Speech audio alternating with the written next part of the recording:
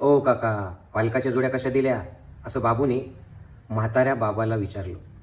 भाजी विकणाऱ्या म्हाताऱ्याने सांगितलं, 10 रुपयाला एक. त्यावेळेस बाबू म्हणाला, 10ला 3 जोड्या देत असशील तर घेतो, नाही तर मी चाललो पुढं. म्हातारा म्हणाला, प्लीज 10ला 2 तरी घ्या. त्यावेळेस बाबू म्हणाला, द्यायचं तर दे, नाही तर जातो. म्हातारा म्हणाला, आज माझी भाजीच विकल्या गेली नाही, द्या बाबा तुम्हाला काय पैसे द्यायचे ते. 10ला 3 जोड्या घेऊन विजयी मुद्रेने बाबू निघाला आणि त्याच्या मित्रासोबत एका पॉश हॉटेलमध्ये गेला आणि तिथं त्याने जेवण्यासाठी पालक पनीर मागवला. अर्धी भाजी खाल्ली, अर्धी तशीच ठेवली. बिल घेतलं, 700 रुपये हॉटेलचे भरले आणि पुन्हा त्याच्या मस्तीत पुढं त्याच्या कामासाठी निघाला. ही कहाणी फक्त बाबूची नाही आहे.